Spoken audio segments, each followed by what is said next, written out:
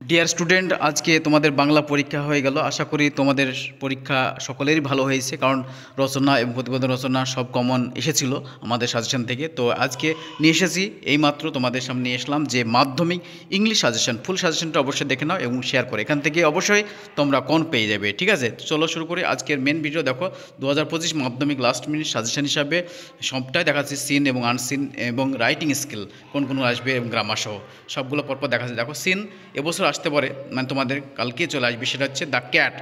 The cat very important. এই cat থেকে কিন্তু প্যাসেজ থাকবে, সেই প্যাসেজটা কেমন থাকবে সেটাও আমি দেখাচ্ছি।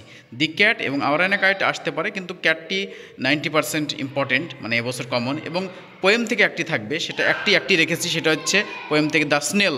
দ্য স্নেলটা একটু ভালো করে এই প্র্যাকটিস করো, 20 নম্বরের সিন। ঠিক আছে, এবং আনসিন তোমরা একটু প্র্যাকটিস করো। সিনটা একটু দেখে নাও, এই সিনটা তোমাদের জন্য এসেছি। ঠিক আছে, এই সিনটা একটু দেখো, ক্যাট থেকে দিয়েছে এবং সিনের পরে ক্যাটের পরে এবং স্নেলটাও আছে, স্নেলের প্যাসেজ বা লাইনগুলো তোলা আছে, এগুলো একটু দেখো।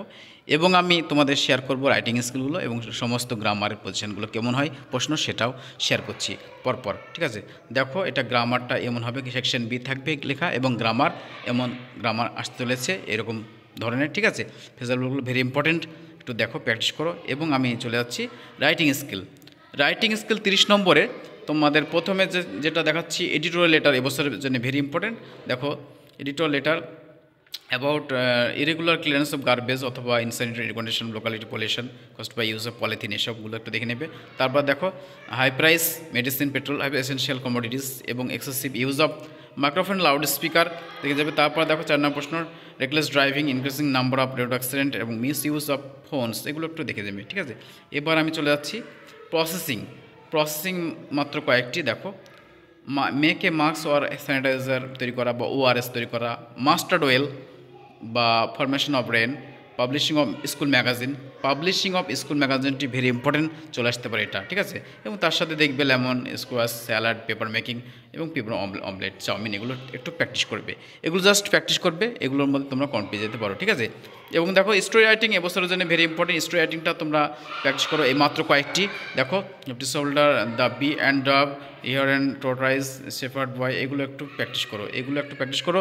আর পয়েন্টগুলো দেখে তোমাদেরকে লিখতে হবে, একটু প্র্যাকটিস করো। ঠিক আছে, এবং আমি চলে যাচ্ছি এবার লাস্ট হচ্ছে 3টি দেখালাম।